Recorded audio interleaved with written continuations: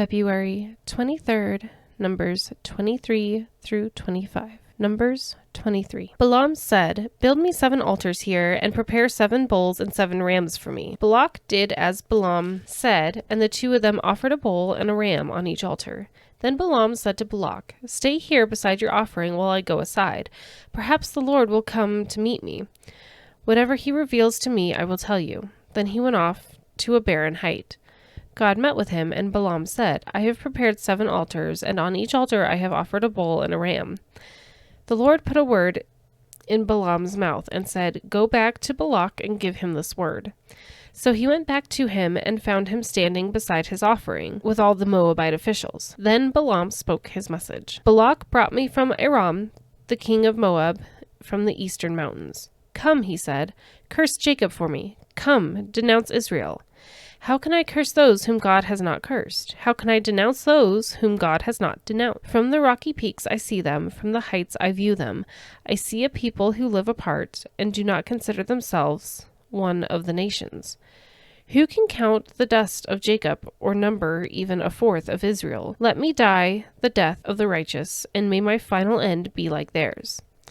Balak said to Balaam, "What have you done to me? I brought you to curse my enemies, but you have done nothing but bless them."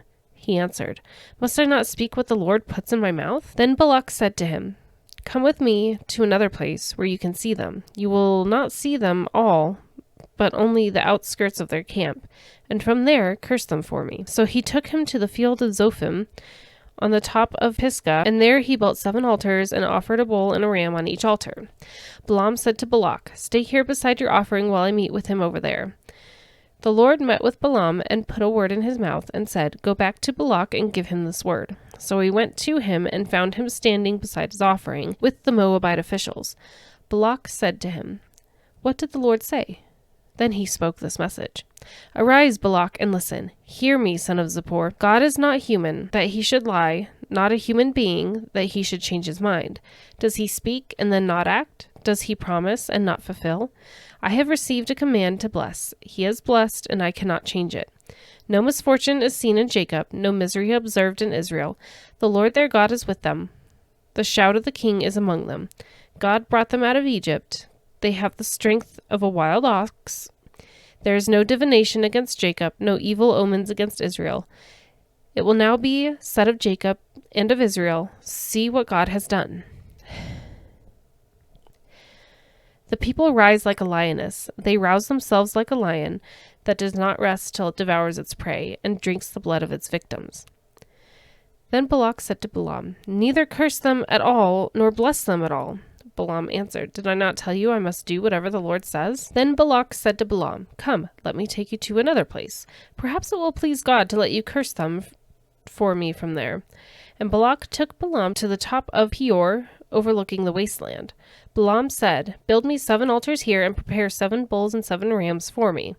Balak did as Balaam had said and offered a bull and a ram on each altar. Numbers 24. Now when Balaam saw that it pleased the Lord to bless Israel, he did not resort to divination as at other times, but turned his face toward the wilderness.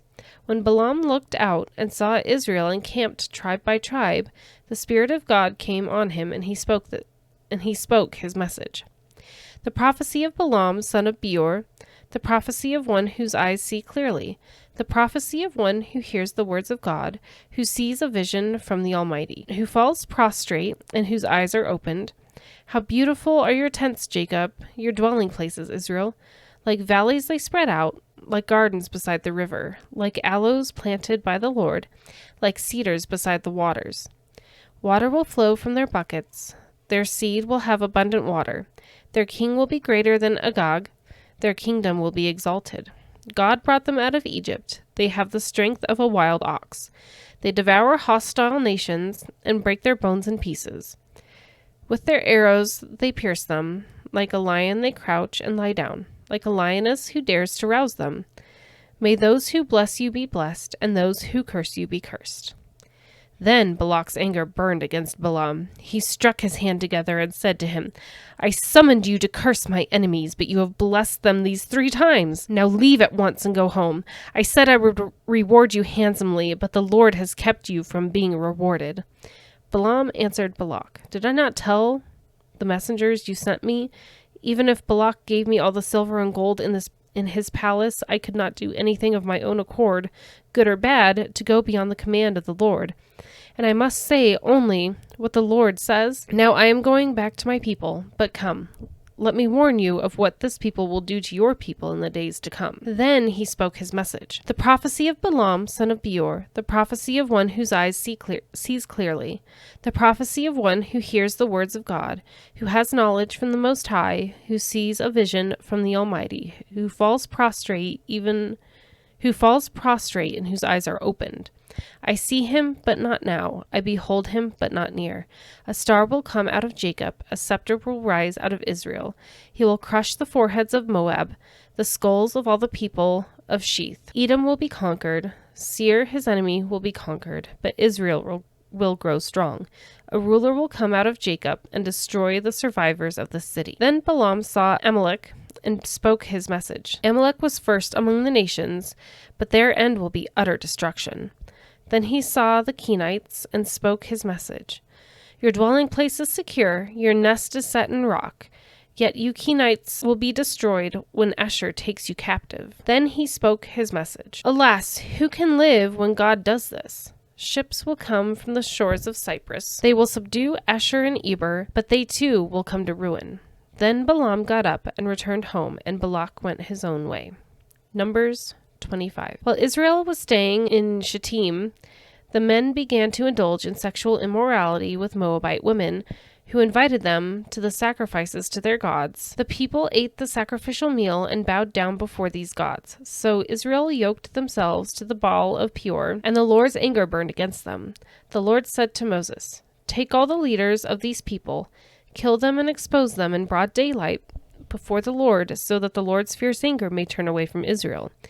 So Moses said to Israel's judges, "Each of you must put to death those of your people who have yoked themselves to the Baal of Peor." Then an Israelite man brought into the camp a Midianite woman right before the eyes of Moses and the whole assembly of Israel, while they were weeping at the entrance to the tent of meeting. When Phinehas, son of Eleazar, the son of Aaron, the priest, saw this, he left the assembly, took a spear in his hand, and followed the Israelites into the tent. He drove the spear into both of them, right through the Israelite man and into the woman's stomach. Then the plague against the Israelites was stopped. But those who died in the plague numbered 24,000. The Lord said to Moses, "Phinehas, son of Eleazar, the son of Aaron, the priest, has turned my anger away from the Israelites. Since he was zealous for my honor among them as I am, I did not put an end to them in my zeal. Therefore, tell him I am making my covenant of peace with him. He and his descendants will have a covenant of lasting priesthood, because he was zealous for the honor of his God and made atonement for the Israelites." The name of the Israelite who was killed with the Midianite woman was Zimri, son of Salu, the leader of the Simeonite family. And the name of the Midianite woman who was put to death was Cosbi, daughter of Zur, a tribal chief of a Midianite family. The Lord said to Moses, "Treat the Midianites as enemies and kill them. They treated you as enemies when they deceived you in the Peor incident involving their sister Cosbi, the daughter of a Midianite leader, the woman who was killed when the plague came as a result of that incident."